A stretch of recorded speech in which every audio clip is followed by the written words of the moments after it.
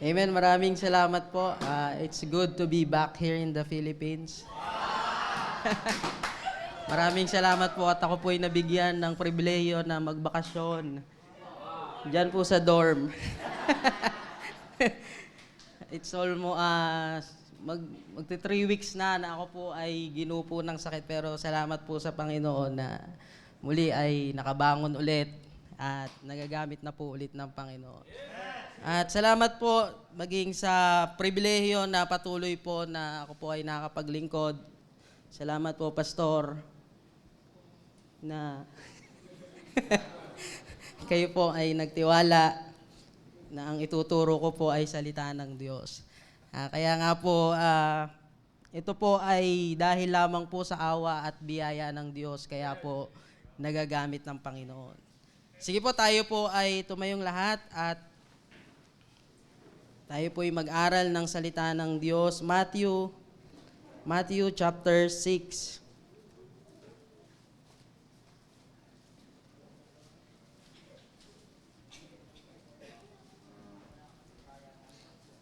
Matthew chapter 6, basahin po natin verse number 25. Isang verse lamang po ang babasahin natin. Pero pag-aaralan po natin yan from verse 19 hanggang 34. But for the sake of time, basahin po natin verse 25. Andiyan na po kayo? Amen. Ay, basahin po natin. Ready? Read. Therefore I say unto you, take no thought for your life, what ye shall eat, nor yet for your body, what ye shall put on. Is not the life more than meat, and the body than raiment? Tayo po ay manalangin. Ama naming banal na makapangyarihan sa lahat, maraming salamat po, Panginoon, muli sa pagkakataon, Panginoon, na dinala niyo po ang inyong mga anak sa inyong bahay-sambahan. Salamat, Panginoon, sa oras na kami nga po, Panginoon, ay nakadulog sa inyo bilang isang simbahan. At ngayon po, Panginoon, hinihiling po namin na kayo po ang patuloy pa rin na mangusap sa amin sa pamamagitan po ng inyong salita. At gamitin nyo lamang po ako, Holy Spirit, bigyan nyo po ako ng kapangyarihan na nagmumula po sa inyo. At salitang sasabihin, Panginoon, na hindi po makukurap ang inyong nga pong katuruan. Tulungan nyo po ako, Panginoon, na ma-deliver, Panginoon, ang inyong nga pong naisin at ang inyong kalooban, Panginoon, sa amin pong buhay. Patawad po sa amin pong mga pagkukulang, pagkakasala, anumang karumihan na nakita nyo po sa amin, pakalinisin nyo po kami. Ito po ang aking hiling at dalangin sa matamis na pangalan ng Panginoong Hesus. Amen. Makakaupo na po. So ang atin pong pag-aaralan dyan, yung sinabi po ng ating Panginoong Hesus, that take no thought for your life. So yan po ay katuruan ng ating Panginoon. Tandaan po natin na ang ating Panginoong Hesus, siya po ay galing sa langit at siya po ay bumaba dito sa lupa for a purpose. At nakita po natin in His early ministry, ang katuruan po ng Panginoon ay naging maalingaw-ngaw sa panahon po nila. Kaya nga marami po ang sumusunod sa kanyang mga disciples. At ito po yung pagkakataon na ang Panginoon po ay nagturo from chapter 5 hanggang chapter 7. On that mount kung saan po sila ay tinipon ng Panginoon at tinuruan ng Panginoon. At tatandaan po natin na kapag ang Panginoong Hesus po ay nagtuturo, ito po ay galing sa Diyos. Dahil ito po ay salita ng Diyos. Kaya nga po, kung papakinggan po nating mabuti, ang katuruan po ng Panginoong Hesus ay napakalayo sa buhay ng natural na tao. Hindi ho ba? Napapansin nyo? Kasi nga ho, tandaan po natin na tayo po bilang tao na nahulog sa kasalanan, ay nagkaroon po tayo ng buhay na hindi po ayon sa Diyos. Kaya nga sabi po dyan ng Panginoon, take no thought for your life. Yung kaisipan po natin ang concern ng Panginoon. Bakit? Sabi niya, huwag mong alalahanin yung buhay mo kasi pag naging subject ng ating kaisipan yung ating buhay. Tandaan nyo po, ano bang klaseng kaisipan meron tayo nung tayo po ay nahulog sa kasalanan? Sabi po ng 2 Corinthians chapter 11 verse 13, tingnan nyo po ang ginawa ng diablo.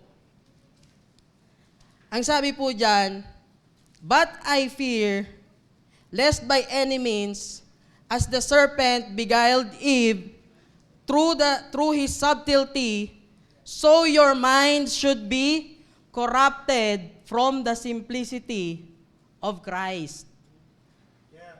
Alam niyo po, yan po ang naging trabaho ng diablo nung pasimula pa lang. Anong ginawa niya? The perfect mind na nilikha ng Diyos, ang ginawa po ng diablo dyan, binigyan niya ng ibang kaisipan ng tao, and from perfection, yan po ay naging corrupt. Amen? Galing po ang tao sa perfection kasi nilikha po ng Diyos ang lahat ay perfect. Kaya lang nung dumating po ang diablo at nagbigay siya ng ibang salita, nagbigay siya ng ibang opinyon, at nung kumagat ang tao doon, nagsimula ng makorrupt ang isipan po ng tao. Ibig sabihin po ng corruption, tayo po ay lumalayo ng lumalayo doon sa perfection at tayo po ay papunta sa destruction. Amen? Yan po ang ginawa ng diablo. Nung nakita ni Eve yung pruta, sabi doon sa Genesis chapter 3, sabi doon, tingnan po natin, Genesis chapter 3 verse number 6.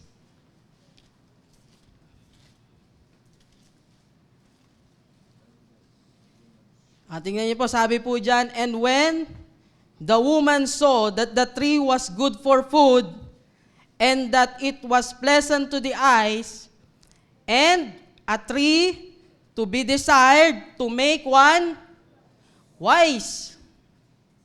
Nagustuhan din ni Eve na siya rin naman ay tumalino. Mag-produce ng sariling kaisipan. Tama? Kaya nga nung kinain niya yung prutas na yon, doon na ho nagkaroon ng ibang kaisipan ng tao. Naalaman na nila na sila ay hubad. Bakit? Kasi corrupted na po, nasira na yung perfect na isipan ng tao. At yan po ang ginawa sa atin ng kasalanan. Yan po ang ginawa ng diablo sa atin. Kaya nga po yung isipan talaga natin, alam nyo ho, hindi ho talaga yun mapagkakatiwalaan. Kaya nga ang sabi sa atin ng Panginoon, take no thought for your life. Kasi alam ng Diyos na ang iisipin mo hindi tama patungkol sa buhay mo. Hindi natin iisipin ng tama ang patungkol sa buhay natin na binigay ng Diyos. Amen? Kaya nga po tingnan nyo, yan po ay kautusan ng Diyos kasi nga ho, alam niya, He is the author of life. He is the creator of life. Amen. Kaya nga alam niya na pag galing sa isipan natin, hindi tama. Ang nangyayari sa atin, lagi tayong nag-aalala. Amen? Lagi tayong natatakot. Lagi tayong balisa. Kapag ang pinapagana po natin ay yung isipan na sumira sa atin at yung isipan na ginagamit ng sanlibutan. Hindi ho ba, ganyan naman talaga ang sanlibutan. Punong-puno tayo ng takot na baka bukas wala na kaming pera. Baka bukas wala na kaming makain. Kaya nga ang mga tao ngayon, nagkakanda kumahog, nagkakanda hirap, nagkakanda rapa para saan? Para sa buhay nila. But the teaching of Christ, sabi niya, take no thought for your life. Amen? Amen. Alam niyo ho, ang Panginoon, ang Diyos po natin, napakaganda ng plano niya ho sa atin. At pag ang Panginoon na po ang nagturo, alam niyo po, that is the real life. That is the right life. Kaya nga ho, sinalungat niya kung ano yung nangyayari talaga sa atin, sa kapanahunan po natin. na lagi na lang tayong nag-aalala patungkol sa ating buhay. Amen? So that has become our nature kasi nga ho tayo po ay sinira ng kasalanan. Pero tandaan po natin na ang Panginoon natin, ayaw niya na tayo po ay malugmok sa sistema ng kasalanan, sa sistema ng sanlibutan. Kaya nga ang ating Panginoong Hesus bilang Diyos, bumabaho siya dito sa lupa. Siya po'y namatay doon sa krus, inilibing at muling nabuhay. Para saan? Para iligtas ho tayo. Hindi lang sa kapahamakan ng impyerno, kundi sa kapahamakan na dulot ng kaisipan ng sanlibutang ito. Amen? Kaya nga po, ang gusto pong makita natin dito, ano bang buhay ang itinuturo ng Panginoong Hesus? Ano ba talaga dapat yung buhay? Ito po ang nagsasalita na po dito is the author of life na siya po talaga ang nakakaalam kung ano talaga ang buhay. Amen? Amen? Ayaw niya na sa atin manggaling yung kaisipan patungkol sa buhay natin. That's right. Kaya nga po una, sabi po doon sa verse number 19. Verse number 19, Matthew chapter 6. Sabi diyan, lay not up for yourselves treasures upon earth, where moth and rust doth corrupt, and where thieves break through and steal. But lay up for yourselves treasures in heaven, where neither moth nor rust doth corrupt, and where thieves do not break through nor steal. For where your treasure is, there will your heart be also. Anong sabi pa niya, doon po sa verse number 24, no man can serve two masters, for either he will hate the one and love the other, or else he will hold to the one and despise the other. Ye cannot serve God and Mammon. Yan po ay galing sa bibig ng ating Panginoong Hesus. Na hinding-hindi ho kaya ng tao, kahit pa sabihin mong magaling kang mag-multitasking, kahit pa sabihin natin tayo ay maabilidad, alam niyo ho, hindi ho kaya nating pagsabayin na paglingkuran ng Diyos at ang kayamanan ng mundo. Tandaan niyo po yan po ang sinasabi ng Panginoon. Kaya nga po, ang buhay na itinuturo po ng Panginoon is just a simple life. Pag sinabi po nating simple, single. It is just composed of one. Walang kahalo. Iisa lang. Kaya nga sabi niya rin dyan, di ba ho, sa verse number 22, the light of the body is the eye. If therefore thine eye be single, thy whole body shall be full of light. Ang tinutukoy niya po dito ay yung atin pong pananaw. Yung mga kaisipan po natin. Alam niyo ho kung bakit maraming tao at kahit Kristiyano hindi alam ang gagawin sa buhay nila kasi nga ang daming iniisip. Samantalang iisa lang ho ang tinuturo sa atin ng Panginoon. Nakita po natin, lay not up for yourselves. Meron siyang bagay na hindi pinapagawa. At meron din siyang bagay na ipinapagawa. Ano yon? Lay up for yourselves treasures in heaven. Kaya pagsasabayin po natin yung dalawang yun, hindi ho pwede. Kailangan isa lang po ang pipiliin natin doon. Saan ka ba talaga mag-iimpok? Saan mo ba talaga gugugulin yung buhay mo? On the things on earth or on the things on heaven? Mamimili lang po tayo dyan. Kasi ang gusto lang po ng Panginoon is a simple life. We cannot serve God and Mammon. Yan po ang katuruan ng Panginoon at kahit kailan hindi po yan magbabago kahit maging modern po tayo ngayon. Kahit pa sabihin natin, ang dami-daming kailangan asikasuhin, ang dami-daming kailangan gawin. But the Bible says, you cannot serve God and mammon. Mamimili ka lang dyan ng isa. Amen. That's right. Amen. Amen. Kasi pag napili mo na yung isa, i-despise mo na yung isa. At mamahalin mo na yung pinili mo. Yeah. Kaya nga ho, tingnan nyo, ang daming mga Kristiyano na hindi makapaglingkod sa Panginoon. Bakit? Because they despise God and serve mammon. That's right. Amen. Hindi na matagpuan sa ministry. Bakit? Kasi may iba ng mahal. Yeah. At iniiwan na ang gawain ng Panginoon. Alam nyo, hindi ho talaga po pwede. Kaya ho, sabi ng Panginoon, take no thought for your life. Kasi yung buhay na iniisip mo masyadong komplikado, ang dami mong iniisip. Ang purpose lang naman ng Panginoon, bakit niya tayo binuhay ay para sa Kanya. Wala na hong ibang purpose ang Panginoon, tandaan po natin yan. Kaya po tayo nag-exist dito sa mundo ay dahil sa Diyos. Amen. At yung existence na yun, kung bakit niya tayo binuhay, ay para po gamitin para sa Kanya. Para siya po ang ating paglingkuran. But, we have to make a choice. Isa lang. Hindi natin pwedeng sabihin, naglilingkod tayo sa mundo, at the same time, naglilingkod din tayo sa Panginoon. Right. Tandaan po natin yan. Yan po ay katuruan ng Panginoon. Kaya nga maraming salamat. Alam niyo, personally, nagpapasalamat po ako that we have a man of God who has a simple life.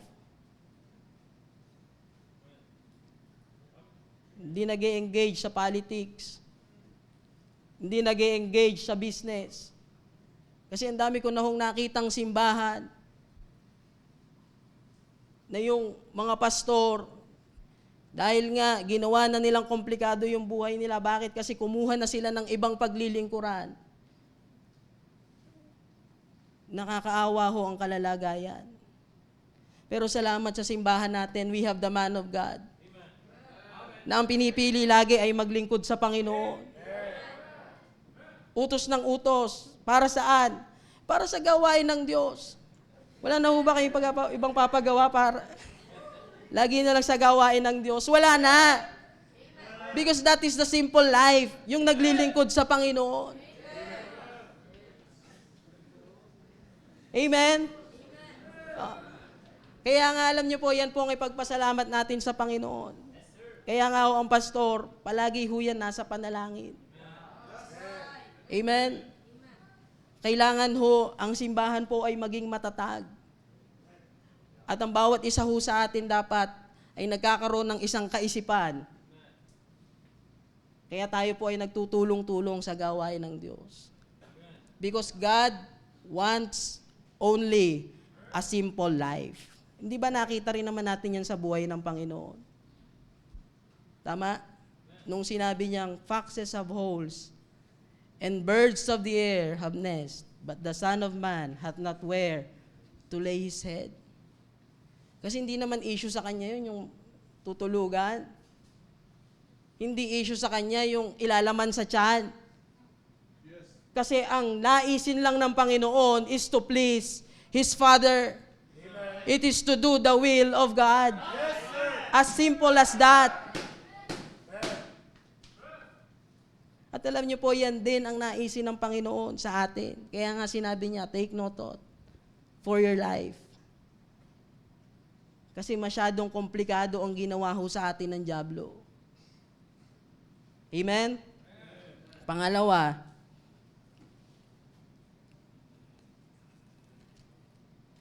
ang gusto po sa atin ng Panginoon, dun po sa verse number 26. Sabi po dyan, behold, the fowls of the air, for they sow not, neither do they reap nor gather into barns, yet your heavenly Father feedeth them. Are ye not much better than they?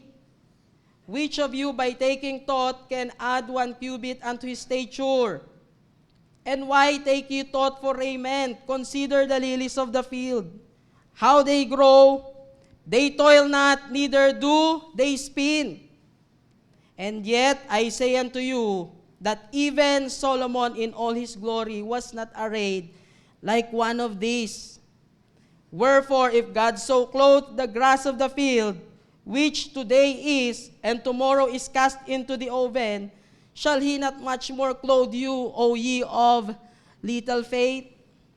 Therefore take no thought, saying, what shall we eat, or what shall we drink, or wherewithal shall we be clothed? For all these things do the Gentiles seek. Di ba yun naman talaga ang ginagawa ng tao? Yung nag-aalala sa kanilang pangangailangan at yun na, doon na ibubuhos yung buhay. Yeah. Yeah. Tama? Right. Pero tingnan nyo, sabi dyan ng Panginoon, verse 32, for your heavenly Father knoweth that ye have need of all these things. Yeah. Amen. Bakit niya sinasabing wag mo nang alalahanin yung buhay mo? Because you have a secured life. Bakit? Kasi ang Diyos na ang nag-iisip patungkol sa iyo. Patungkol sa akin. Sabi niya, alam ko na yan, na kailangan nyo yan eh. Bakit ba inaalala nyo pa? Hindi ba yun ang security? Amen. Bakit maraming tao ang natatakot ngayon? Kasi nga they feel unsecured. Nawala na sa isipan natin na merong Diyos na nag-iisip para sa atin. Amen. At alam niya yung mga bagay na kailangan natin. Amen.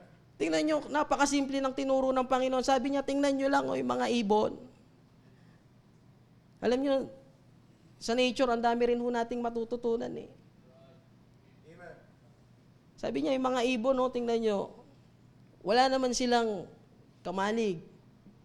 Hindi man sila nagtatrabaho, wala silang boss na araw-araw pwede nilang pagtrabahuan at swelduhan sila. At wala rin silang imbakan na para meron silang supply ng isang linggo o ng isang buwan. Yeah. Amen. Pero tingnan niyo, pinabayaan ba sila ng Diyos? At ang tanong pa ng Panginoon, are ye not much better than they? Amen. Amen. Kung yung mga ibon nga, pinapakain ko, hindi nawaglit yan sa isipan ko, ikaw pa kaya na anak ko? Ikaw pa kaya na naglilingkod sa akin? Are ye not much better than they? Alam nyo, etong verse na to, pag naunawaan lang ho talaga natin, you will feel secure. Amen. Matatanggal lahat ng insecurities natin. Pero ang nire-require dito ng Panginoon, what is the issue here? It is our faith. Tayo ba talaga naniniwala? O sabihin natin, kilala ko ang Panginoon. He is a great provider. Alam ko na ang Diyos ay makapangyarihan, siya ang naglikha ng lahat. Pero ang tanong, naniniwala ba talaga tayo? Bakit ang dami pa rin nating insecurities sa buhay? Bakit ang dami pa rin nating takot na baka baka bukas wala na? Kaya Panginoon, pasensya na muna, hindi pa ako makakapaglingkod. Saka na lang. Pag marami na akong pera, yung kayang-kaya ko nang hawakan yung oras ko.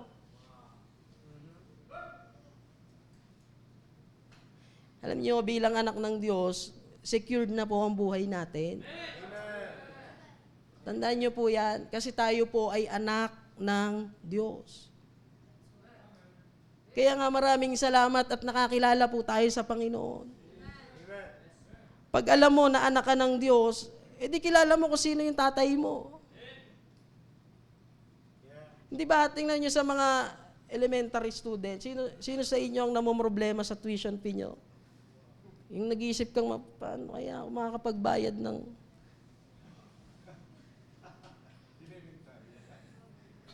Ay, di ba sila? Wala naman eh. Laro-laro lang yung mga yan eh. Alam niyo kung bakit? Because they feel secured. Alam kasi nila na may nagtatrabaho para sa kanila. Hindi nila iniisip nga kahit yung kakainin nila eh. Bakit? Kasi alam nila na merong nag-iisip para sa kanila. Amen. Ang tanong, ganyan din po ba ang kaisipan natin patungkol sa Diyos? Right. Come on. Kasi ho, may pinapagawa ho sa atin ng Diyos.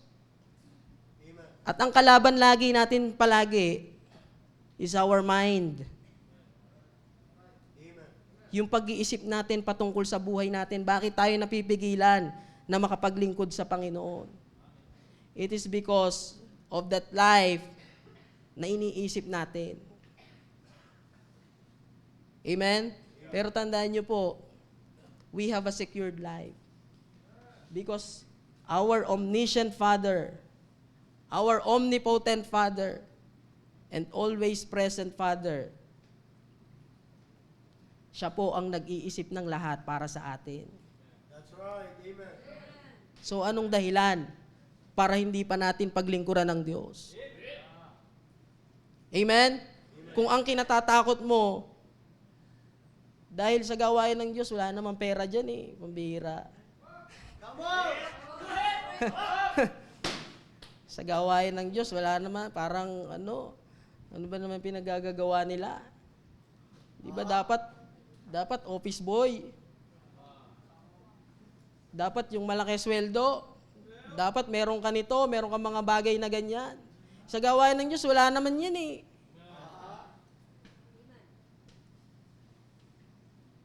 Life is full of insecurity. Pero maraming salamat na kung ikaw ay may pananampalataya talaga sa Panginoon, you have a secured life. At yan po ang gustong ipamuhay natin ng Panginoon.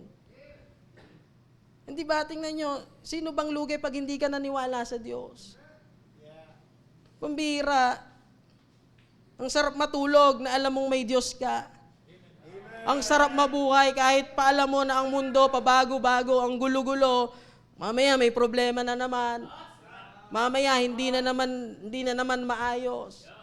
Pero alam niyo, pag ikaw ay may pananampalataya, you feel secured.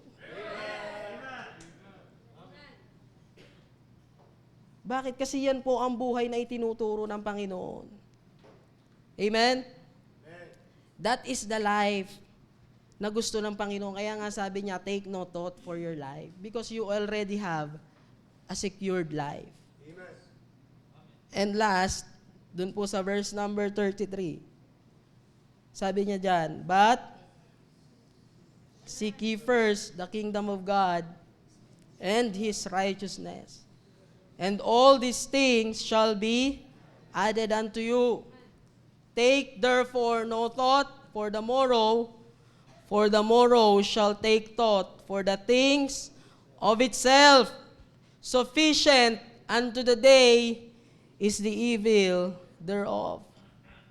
Alam nyo, ang buhay ho natin, kung ikaw ay anak ng Diyos, that is a sufficient life. Amen. Tingnan nyo, pag kaisipan talaga natin ng gumagana, no, lagi tayong kulang. That's right. Napansin nyo ho yun? Yung ang dami lagi nating hinahanap. Tama? Kulang. Wala kaming ganito. Wala pa kaming sasakyan. Wala pa kaming maayos na tirahan. Wala pa kaming... Di ba ganyan lagi ang gumagana sa atin? Yeah. Kung yung kaisipan ng mundo ang isasaksak po natin sa ating kaisipan. Pero tandaan po natin, if you are a son of God, you have a sufficient life. Amen. Pero ano ang naisin ng Panginoon? Sabi niya dyan, but seek ye first the kingdom of God and His righteousness. Dapat ang hinahanap po natin is the kingdom of God. Pag sinabi pong kingdom of God, God rules. Amen. Ang hinahanap po natin ay yung ruling ng Panginoon. Ang hinahanap po natin ay yung kanyang katuwiran. Kasi ang dami na nating katuwiran na nabuo sa atin. But God wants us to seek His righteousness. Kagaya na lang dito sa provision. Di ba, ang dami nating diskarte para may provide yung pangangailangan natin. But what is the righteousness of God about provision? He is the Father and He wants to provide for us. Amen. Amen? Amen. Kaya nga sabi niya, seek ye first the kingdom of God. And all these things shall be added unto you. Alam niyo, dapat maunawaan po natin na ang naisin lang naman kasi ng Panginoon ay yung paglingkuran po natin siya. Ay yung makilala ho natin siya. Kaya nga tingnan nyo, kahit yung napakasimpleng pangangailangan natin, ayaw ng Diyos na inaalala po natin. Kasi alam niya, that is one of the enemy of the cross. Tama? Whose God is their belly. Bakit hindi tayo makapaglingkod sa Panginoon? Dahil niisip natin lagi, may pangangailangan ako eh. Parang laging kulang. Pero alam nyo, sabi ng Panginoon, seek ye first the kingdom of God, and all these things shall be added unto you. Who will add? It's God. Sinong magdadagdag? Sino ang magbibigay? Galing ba sa effort natin? Hindi, galing sa Diyos. Amen. Ang effort natin ay ilalagak natin doon sa paglilingkod sa Panginoon. Amen. At siya ang bahalang mag-provide ng pangangailangan ho natin. Amen. Kaya nga po, alam nyo, napakasimple lang ho ng gusto ng Panginoon sa atin. At maraming salamat, alam nyo, nung natutunan ko po itong prinsipyong ito ng salita ng Diyos. Mas lalo kong na-enjoy ang fellowship sa Panginoon. Kasi totoo, yung sinabi niya, hindi hukat hang isip tong mga pinag-aaralan po natin dito. Dahil ito po ay katuruan ng Panginoon. Pag sinabing katuruan ng Panginoong Hesus, yan po ay totoo at yan po ay mangyayari. Kaya nga ho, alam nyo, kung maiintindihan lang po talaga natin ang puso ng Diyos, ayaw niya na yung mga anak niya nilalamon ng sistema ng sanlibutan. Kasi alam niya ang sistema ng sanlibutan, if you will serve Mammon, may hirapan ka lang. Para saan? Para sa wala. But if you will serve God, hindi ho natin sinasabi na wala ng problema. Hindi ho natin sinasabi na magiging maalwa na ang lahat. But God promised a sufficient life. Saan ka man dalahin ng Panginoon, anumang sirkumstansya ang harapin natin, we are sufficient. Amen? Because we have God. Ikaw man ay dalahin ng Panginoon sa banig ng karamdaman, you will have that strength na saan nanggagaling? Sa Panginoon, because God is our sufficiency. Yes, sir. Amen. Ikaw man ay dalahin ng Panginoon sa kakulangan o sa pangangailangan. Pero tingnan nyo, di ba, hanggang ngayon buhay pa rin naman tayo. Alam niyo kung bakit? Kasi nagpo-provide ang Diyos. How many times in our life na tayo po ay nangamba para sa pangangailangan natin, pero hanggang ngayon ang laki-laki mo pa rin. Pero hanggang ngayon nakakatayo ka pa rin, nakakahinga ka pa rin, nakakapaglingkod ka pa rin sa Panginoon. Bakit? Because we are sufficient. Amen? Ang sabi lang ng Panginoon, we just seek the kingdom of God and His righteousness. And as a conclusion, tingnan po natin John chapter 12. John chapter 12. Verse 47.